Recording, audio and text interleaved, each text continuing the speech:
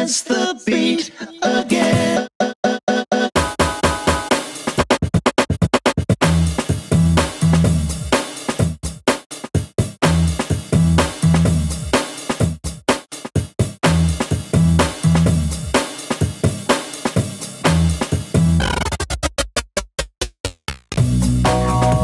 Truth is stranger fiction. When it gets too high in your kitchen, that's the beat again. Is expecting huge tourism down in Andalusia this summer. So there's lots of there's lots of building, there's lots of activity, lots of people are making lots of money, and there's a huge black economy. Okay, massive black economy, lots of drugs, as you're probably aware. Massive cocaine, and there's cocaine dealers, big time cocaine dealers from all around the world who live here, and somehow they're allowed to live here without any hassles. And it's a funny thing, isn't it? Life is very strange because we seem to, as a being, the human spirit seems to celebrate those who make money. As much money as possible, and it doesn't really matter where the money comes from. If you're rich, then you are successful, and if you're not, then you are deemed to be non-successful in the Western world. And that's kind of what I want. You're almost deemed to be a useless eater, to use the term the Nazis had. If you can't make it, there's no reason to keep you around. And what I'm going to do, Harley, just so you're aware, is I've got a radio show on the Costa del Sol now. It's a hobby of mine. It's every Wednesday evening, and I have a couple of hours on local radio to talk about these kind of things. And so I'll be chopping up this interview and then delivering it out to the audience here, which I must say, 99% of them are fast asleep, Harley. Absolutely in peaceful ignorance and slumber. It's incredible. So Harley, would you do me a favor and just introduce yourself? Yeah, I'm Harley Schlanger. I'm a longtime spokesman for Lyndon LaRouche and LaRouchePAC. I'm a Southwest editor of our weekly publication called the Executive Intelligence Review, and I've been around in U.S. politics for a number of years. I'm not very proud of saying that because U.S. politics is probably at its nadir right now. But I also have focused, as you know, for many years on financial matters, economic matters, and I think that's basically when people who are familiar with me know that as a spokesman for Mr. LaRouche, we've been fighting for breaking the power of the City of London and Wall Street for 40 years. So we're not new to this game. That's right. And LaRouchePAC is very interesting, isn't it? I think one of the major things that I disagree with you, Harley, is that I don't think Putin is anyone's answer. I think he's a hired assassin who's the front-facing guy for the Communist Party. Whilst I believe you may think that Russia and communism and Putin may offer actually a real solution. Is that fair or unfair?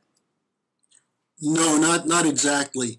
It's not communism that is what Putin represents, or even the Chinese. What I think we're seeing, and this is where I'd really like to hash this out with you, because I think this is a key question that comes up from people who recognize the power of the Rothschilds, the international bankers.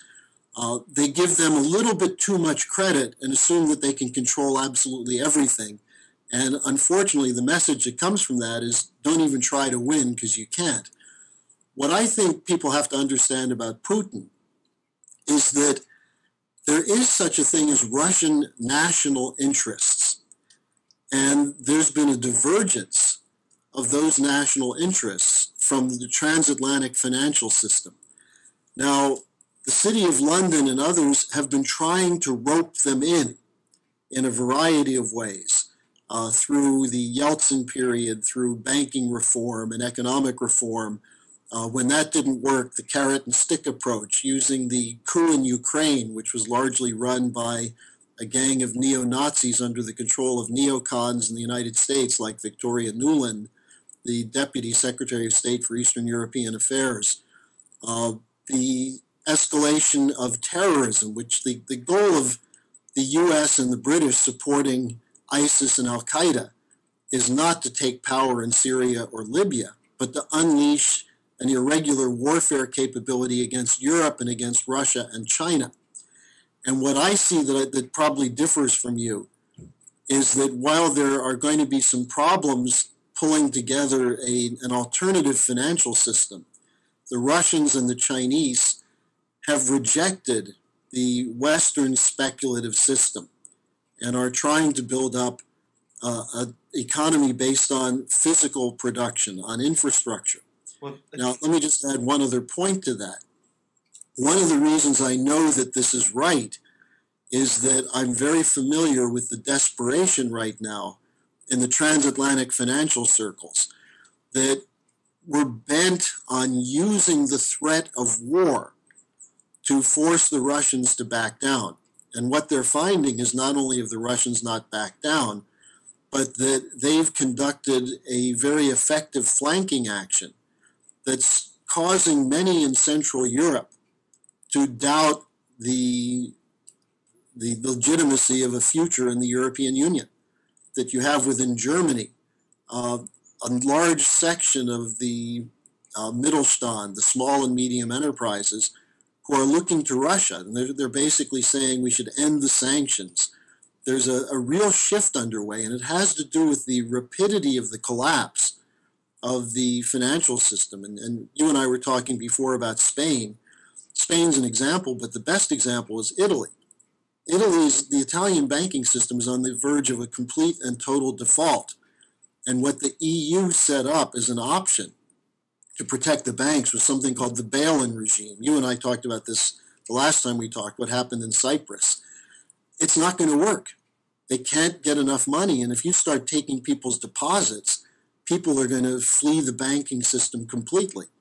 So there's a desperation among the Western elites. And I think unless we do something to remove the problem, which is the speculative system out of the City of London and Wall Street, those elites will blunder us into a war. And I mean a nuclear war. Can I jump in there, Harley? So when you're talking Absolutely. about an alternative to the Western banking system, you're talking about the BRICS, aren't you? Yeah. Yeah. So if the BRICS is Brazil, Russia, India, China, South Africa, and others. They've set up a new payment scheme, haven't they? What's that payment scheme called? Well, they have a new development bank they've set up. They also, you have to include in that the Asia Infrastructure Investment Bank, the Shanghai Cooperation Organization Bank, and essentially the difference between what we've become in the West and what they're looking to do is that they're tying the making credit connected to physical production, as opposed to what we have in the West with quantitative easing and fractional banking, the Federal Reserve, the central banks. In the West, essentially, credit is a means by which the private banks tighten their control over governments. Well, that's correct. Okay, so the banks in the West are creating money out of nothing. They're giving it to their buddies. They're bribing various politicians. Obama is noted to have received more, higher revenue from the banks to get him into office than any other president prior to him.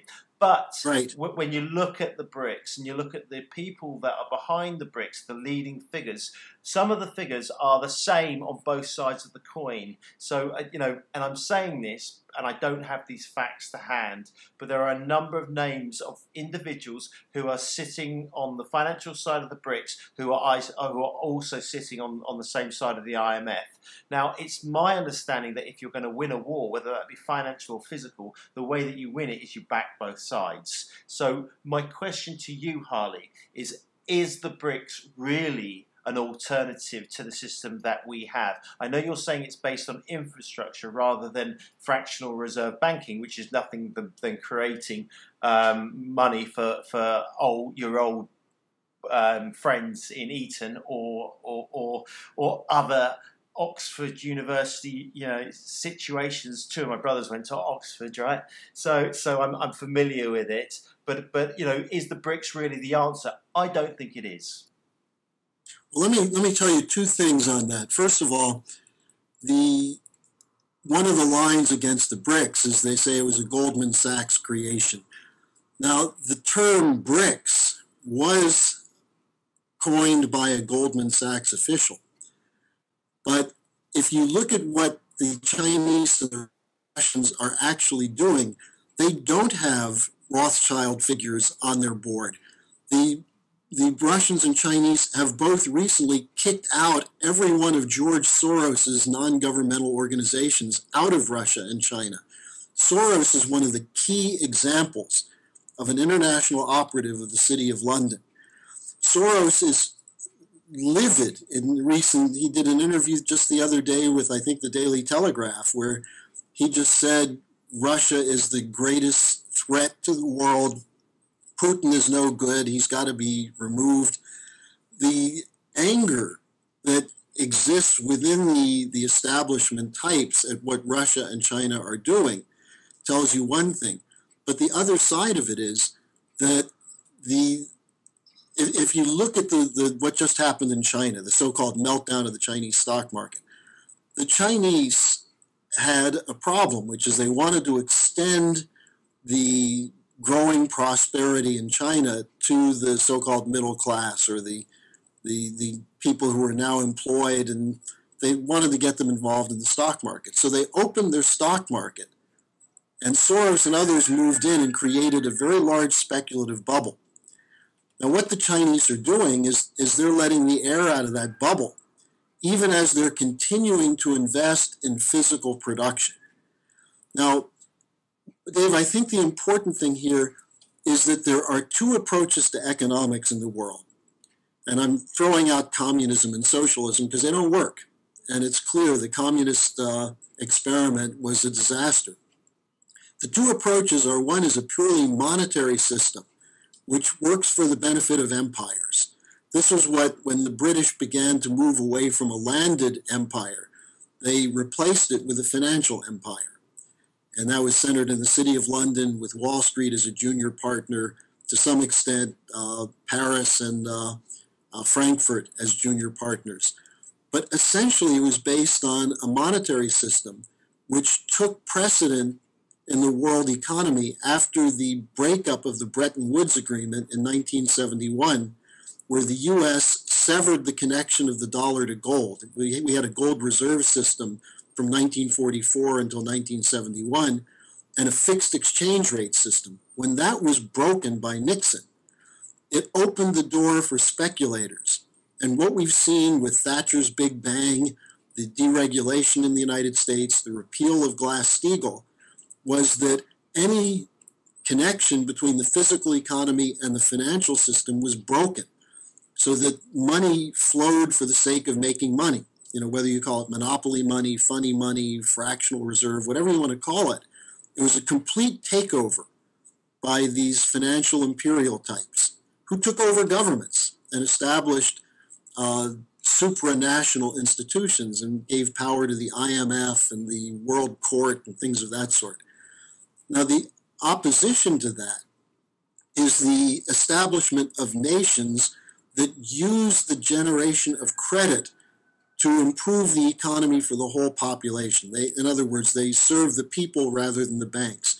In the U.S., we've gone back and forth throughout our history with a few presidents like Lincoln, what Kennedy was trying to do, a few presidents who tried to reestablish this idea of physical economy. And it's been broken in the last 40 years, or even longer, since the assassination of John F. Kennedy. But it doesn't work. You can't sustain a population of 7 billion people on financial speculation.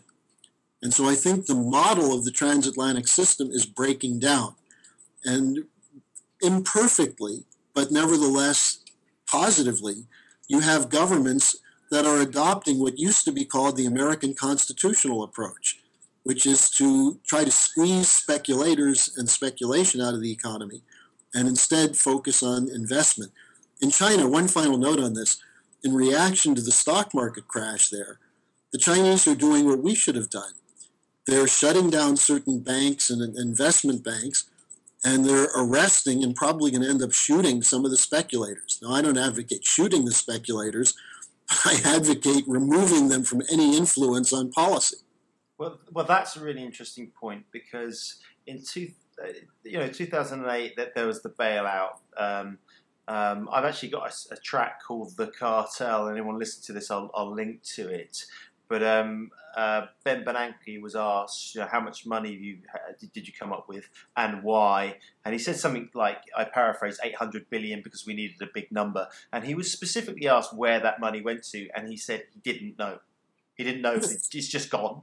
And there was no one's ever gone through the Federal Reserve's books, so no one knows what money's come in, gone out, and so on and so forth, apart from that group of elite bankers who are linked back to the major families. That's my understanding of it. And of course, can I say something on that? Neil Barofsky, who was appointed Inspector General of TARP, because what Bernanke, the 800 billion, 700 or 800 billion, was TARP, the so-called Toxic Asset Relief Plan, which was the original name of the bailout. And the idea was, the way they sold it, was they'll protect the banks, giving them some liquidity, and the banks will then sell off or devalue their toxic assets. Now, the second step never happened, because when Obama came in, Obama basically was told the banking system has to be allowed to continue to function, which means we need more liquidity for the banks to keep trading these worthless assets. In other words, they were allowed to keep on their books assets whose values were based on speculation, but not market price. In other words, no return to market, which would have shown that some of these quadrillion dollars worth of derivatives were really worth less than a nickel on the dollar. Well, that's right, and there's a film out called The Big Short. If you haven't seen it, you should watch it. Yeah, I did see it. I did see it. It's fantastic. It's a fantastic film, and if anyone is listening to this and they haven't seen it, it's about some individuals in the financial markets who shorted the U.S. housing markets. That's correct, isn't it, Harley? And yes, and here's the interesting story. The story develops that they were doing this to make money, obviously. But at a certain point, they realized that the banks were continuing to buy and sell what they knew were worthless paper, so they weren't able to collect on their shorts. And so the story is about how the whole economy was propped up until finally it was allowed to collapse. Now, if I can just make one other point here, Dave, that what happened with the bailout is it didn't stop with the 700 billion, 800 billion TARP plan. It continued in the form of quantitative easing. Neil Barofsky, the Inspector General of TARP, said that something like $23 trillion was made available to the banks. Now, that was in 2011. What we've seen now is Draghi at the European Central Bank, and then Bernanke and now Yellen, have continued to pump money into the system for the purpose of the banks buying and selling these worthless assets. So the too big to fail banks are now 40% larger in the United States by assets, even as the value of those assets have plunged. And we're seeing it now with commodity derivatives. The oil sector is carrying $1.5 trillion of worthless paper, paper that was initially based on the idea of $80 a barrel oil, and now oil's selling for less than $30 a barrle. Well, this is right, Harley. Let me just jump in there. So they're pumping cash into the economy. Okay, over the last 2 weeks, we've seen the DAX, the Dow, the FTSE, the CAC. We've seen all the indices absolutely collapse along with oil. Okay, so as oil's gone down, the indices have gone down too. Gold, precious metals, gone up. Okay, but the interesting thing is that all the markets are acting in a very similar way, which would suggest from Australia to Hong Kong to Germany to the US that they're all interconnected with each other, which of course they are. Okay, Absolutely. By the big banks, and you're right. The big banks have been pumping in cash into worthless derivatives that no one really knows what. And into the stock market. They've been pumping. The stock markets went way up in countries the last couple of years, and they're calling that a recovery. But what happened is that in the United States, for example, the Federal Reserve, when they were buying these bonds and other instruments from banks, didn't require the banks to put that money into anything tangible. So what the banks did was they basically got free money, which they used for trading, and they made available to their blue chip clients who bought their own stock back, including bank stock. And so the new bubble in the stock market was based on free money from the Fed. Now, the danger that at some point this will spill over into a visible hyperinflation caused a panic over the last year, which finally in November led to the Federal Reserve to timidly go with a 0.25% rate hike.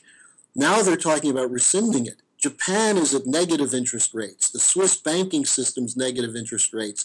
Janet Yellen, the Federal Reserve Chairman, last week said we may have negative interest rates in the United States. What negative interest rates mean is that if you put money into a bank, you're going to have to pay the bank for the right to have that deposit. Plus, that deposit is now considered an unsecured investment in the bank, and the bank can seize a part of it or all of it when they're in financial trouble in what's called a bail-in. That's right, and bail-ins were documented the start of this year throughout every country in Europe. That's my understanding of it. The EU single resolution mechanism has bail-in as its policy, but they've had to suspend it unofficially. They've suspended it because the bail-in has two aspects. One is bail-in bonds, which offer more interest than the bank will give you for your deposits. Why would someone buy a bond, even if it's a 3% interest bond, knowing that that bond will be seized by the bank if it's in trouble? But that brings up the bigger question. Why would people keep money in banks if that money can be seized?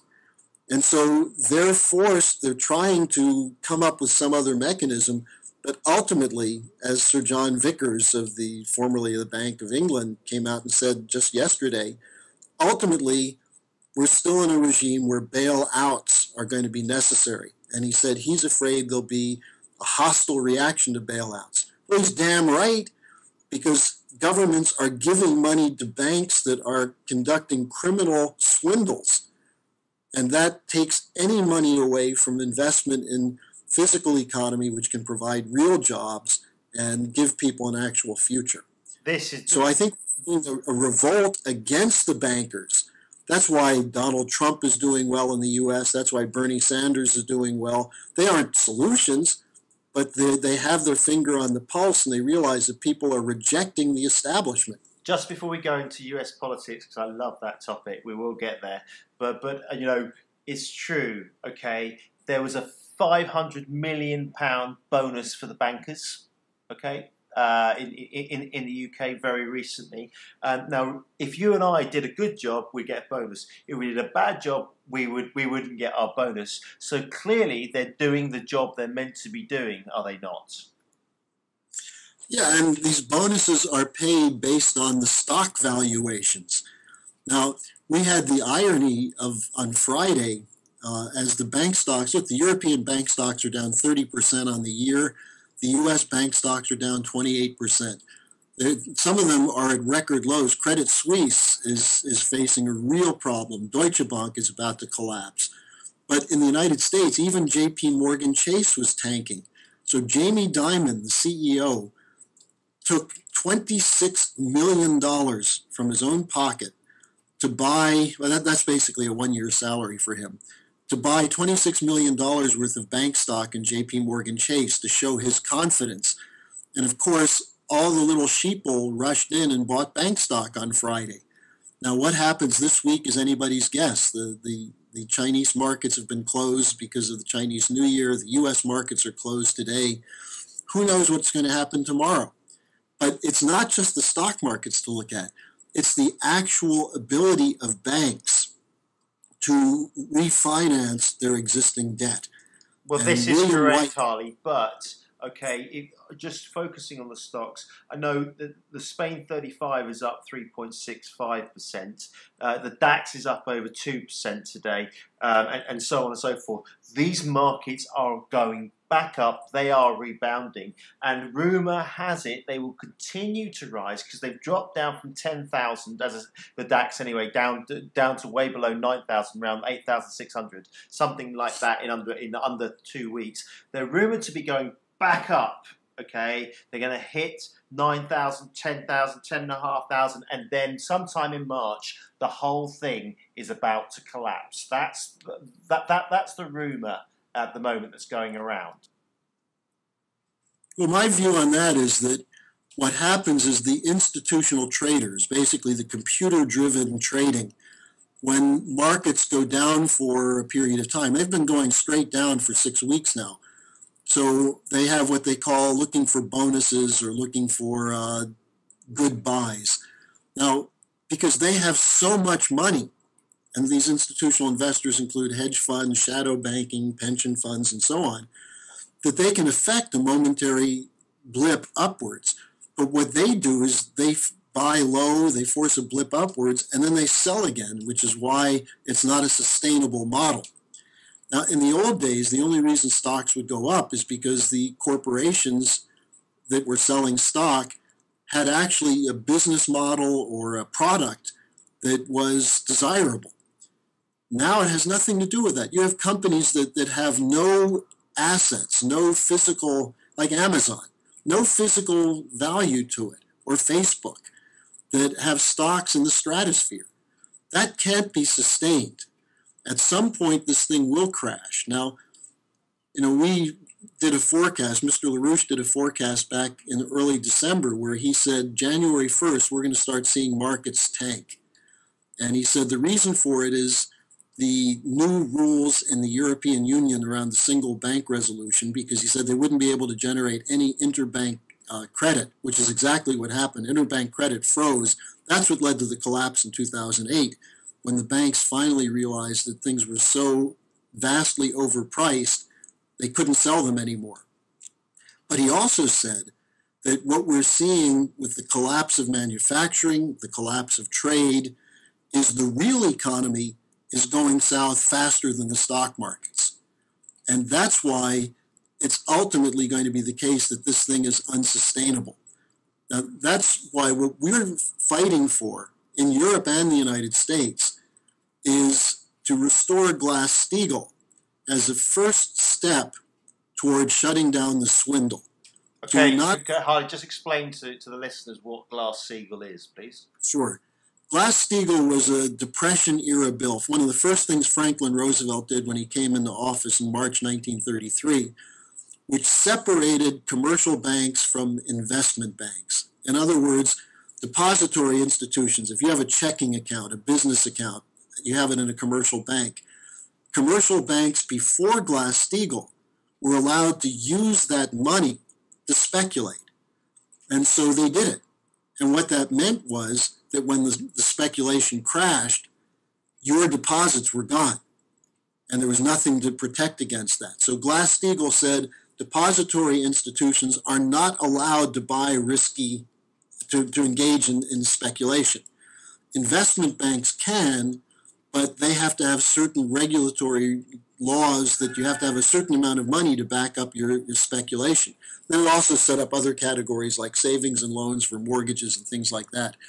In 1999, after a 20-year drive led by people like Alan Greenspan, J.P. Morgan Chase, and especially Citibank, but also heavily influenced by the Thatcher Big Bang in the London markets in the mid-'80s, this was no longer, that kind of protection was removed.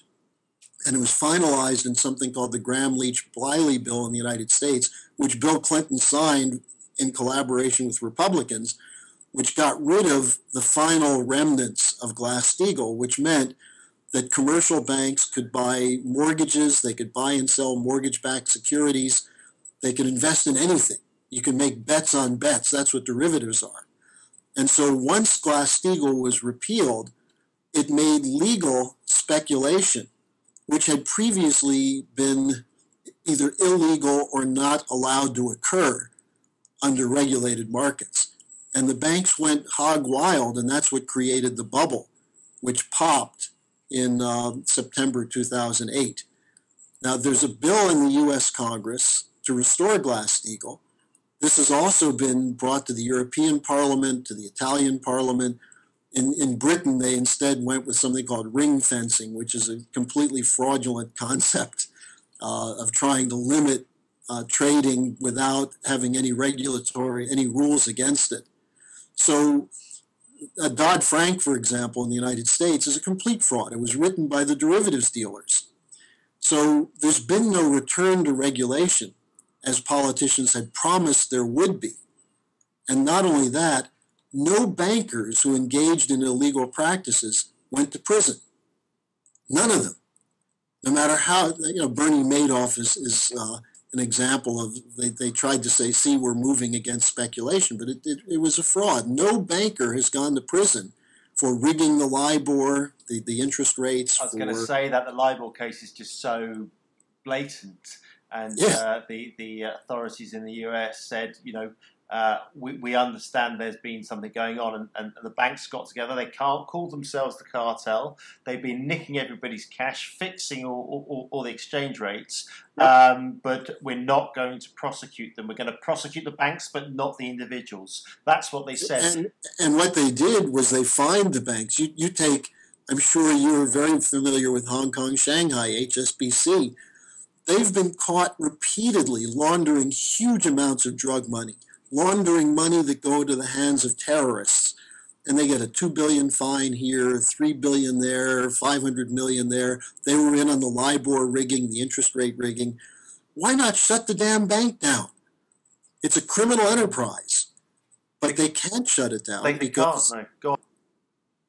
Yeah, and HSBC is integrated into Coutts Bank and Royal Bank of Scotland and the British royalty. That's right, and it all leads back to the City of London. The City of London has its own rules, has its own police force, has its own regime, and it is incredibly illegal. And you spoke about ISIS, you spoke about terrorism.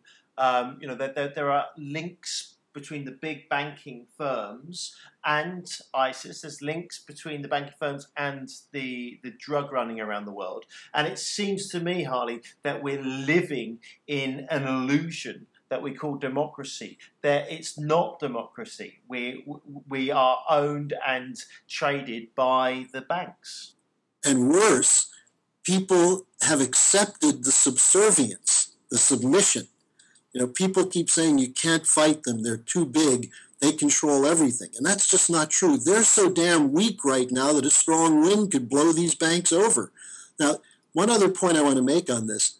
My associates with LaRouche wrote a book in 1978 that went into 3 different editions called Dope Incorporated, which specifically charged the British royal family and the British elites, Illuminati, whatever you want to call them, with running the international drug cartel and profiting from it. That's right. The wasn't it the Great India Corporation? Is that the right name for it? I'm not sure actually, but the British East Indies. That's it. Thank you. And it started with opium, did it not? And it started with the Opium Wars against China in 1839 and 1859, and in 1861, the Bank of Hong Kong and Shanghai was set up specifically to launder the profits from drug trafficking. And it never changed. It's continued to do the same thing. There are also whistleblowers in the United States who went to prison for exposing the fact that Union Bank of Switzerland had something like 19,000 accounts that were both used for tax evasion from the United States, which was illegal, but also those accounts were providing funds to Al-Qaeda and ISIS. and money was intermingled with the bin Laden networks and so on, which have always been deployed and run by British intelligence and the CIA. So you have this, whether you want to call it a secret government, the deep state, whatever you want to call it, it's one operation. And it controls the political process in the US and Europe. It controls both parties in the United States. And they use assassination and terrorism as the ultimate weapon. Now, the reason I say, to go back to the start of our discussion on the BRICS, the threat of any break out of this is an existential question for this oligarchy. Because they've been able to survive because they have either bribed or corrupted or threatened, blackmailed political leaders to keep them in line. And some of the political leaders are just greedy and corrupt on their own, but some of them were basically reduced to being puppets for this. You take someone like Obama. He was a puppet for the British networks around Soros. Soros funded his campaign in 2008. Soros provided the buses to send people from Illinois into the Iowa caucuses in a violation of Democratic Party rules. So Obama got a jump start to his 2008 campaign. And why did they do that? Because they knew there was going to be a reaction to the policies they carried out with the collapse in 2008. And so they said, let's bring someone with lofty rhetoric and who says he's for the people, bring him in there, and he's the anti-Bush. Well, he continued the Bush policies. In fact, he expanded on them. That's right. He escalated the same Yes. campaign. Even Kissinger came out and said, "We're very surprised," in his evil voice. We're very surprised how the overwhelming response to Barack Obama. And as we know, Barack Obama's not called Barack Obama. He's not even called Barry Soetoro, whatever his name is. You know, he's married to a woman apparently, and apparently he's a father of 2 children, which is all very questionable, is it not? Well, the whole character is an artificial creation. He's the Manchurian candidate, you might say. Now, he's also a satanic figure in the sense that he is a pathological narcissist with no empathy for the people who are the victims of his policies. And this is an interesting point right now because the whole election in the Democratic Party is now turning on who will the African American voters support, Hillary, who has the stamp of approval from Obama and the people who run Obama, or Sanders. Now, what's interesting is that I think the reason the establishment decided to have an African American president was because they knew that if another white president did to the black community what has been done under Bush and Obama, there would be a rebellion. And by having one of theirs in there, it would keep people in line. There's tremendous anger in the black community, but for purposes of political correctness, it's not expressed publicly. That is, people who on the one hand say Obama's been worse than Bush, worse than any Republican, they'll turn around and say, but we support him because he's our president. So Harley, he does give away free mobile phones. Well, you know, when you can't eat and you can't work, but you get a free cell phone, compensation. But that's how stupid people are. It's unbelievable. And that opens up a whole new conversation. Why the human race are fast asleep to what's going on. And of course, that leads us back into the Putin discussion. Because Putin is clearly right now the leader of the free world. That's my opinion. And then we have Donald Trump. Because my understanding of US politics is the likes of Jeb Bush. No one's turning up to Jeb Bush, right? That's what I'm picking up from the alternative media. You may or may not confirm that. Hillary Clinton, clearly they wanted a Jeb-Hillary final dash for the hot seat, but Hillary's embedded in scandal with the emails and Senator Stevens, who was murdered.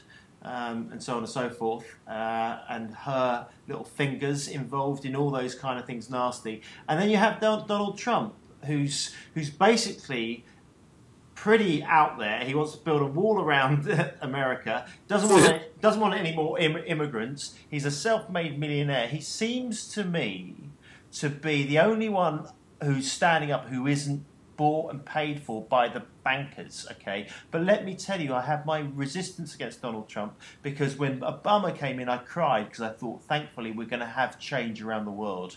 This black man. And I literally cried with joy. And then to find out that he was just nothing more than a puppet from the same Jewish family-driven bankers, so there's quite a lot there. So I'll hand it over to you. Well, look, on the U.S. election, Hillary Clinton should not be allowed to set foot in the White House. There's a corruption there that goes much deeper than what you're saying, which is her total embrace of Obama, she's run by the same Wall Street interests as Bush and Obama. The idea of a Jeb Bush-Hillary election is something that most Americans can't stomach. Now, Trump is a very clever entertainer. He's got his finger on the pulse and knows that people are looking for an alternative. Now, what would he do? He's never said what he's going to do.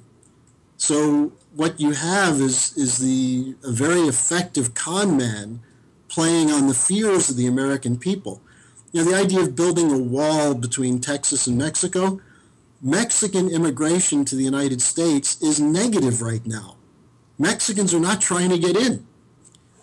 The question that Trump is he's using the fear that people have to promote himself. So, what Mr. LaRouche said the other day is that the fix is not in because no one knows. If there's a crash, for example, as you said, in March of the banking system, none of these guys are acceptable because none of them have said a word about it. They're running an election campaign. We're on the verge of a nuclear war with Russia and a total financial meltdown of the world economy, and that's not even in the discussion of the candidates. I expect chaos, but I also expect, and what I'm fighting for, is that some significant minority of the American people will say we've had enough and will fight on a policy basis to break the power of Wall Street. I think the potential is there. As the crisis worsens, you have a potential for a positive change, but you also have a potential for increased chaos, and the planning is already there for police state measures. So, I think it really depends on the degree to which honest patriots are out front fighting for a restoration of our republic. And I think the chaos is going to be there in financial matters and also in the war danger. I'm still calling for the impeachment of Obama, that we haven't given up on the possibility that people will recognize that even 10 more months of him is a threat to our survival.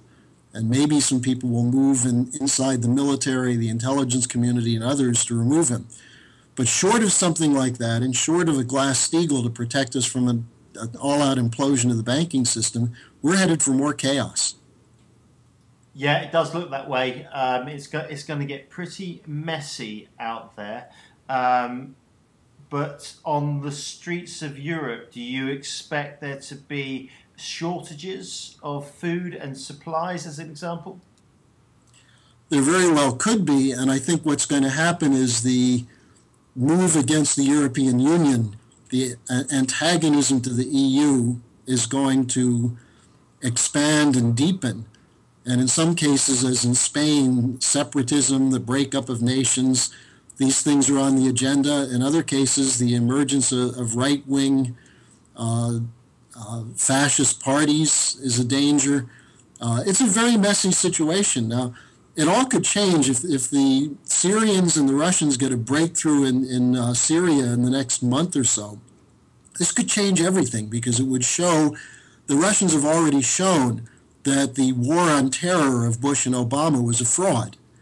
And if that can be taken as, if it can be internalized by people that we've been living under a complete fraud for the last 1.5 decades, maybe there'll be an awakening. I know you're a little pessimistic about that, but I get up every morning and roll up my sleeves and get into the fight because I think that the alternative is so horrible that we have to have a change. Well, I agree with you. Yeah, we've got to have a change. It's a question of what that change is. That's right. And it's fascinating times. And you've also touched upon the issue of the possibility of hyperinflation in the future. We're already seeing aspects of that in places like Canada. People will be surprised to hear, but also Brazil, Argentina. I've got a girlfriend in Argentina. She's telling me that it's horrendous out there because every moment prices are doubling, tripling.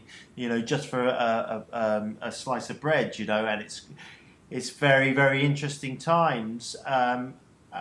We haven't realised any form of inflation. We're actually in a deflationary period in Europe, I think, possibly stagflation, but it's certainly not in hyperinflation.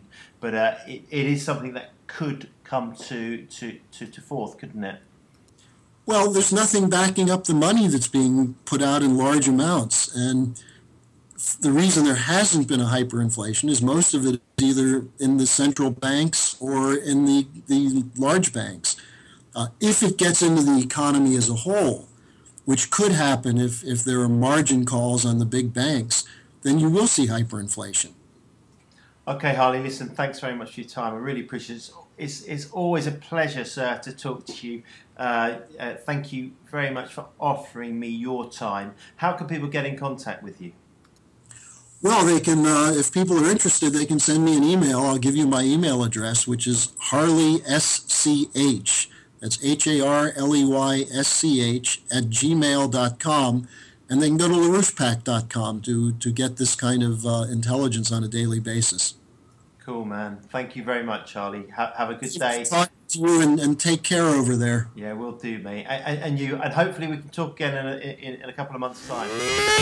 Hey, I'm Herschel 36. Check out the next show this Wednesday on The Beat 106 FM between 6 to 8 CET. If you want to be notified when the video goes live, subscribe. Just subscribe, people.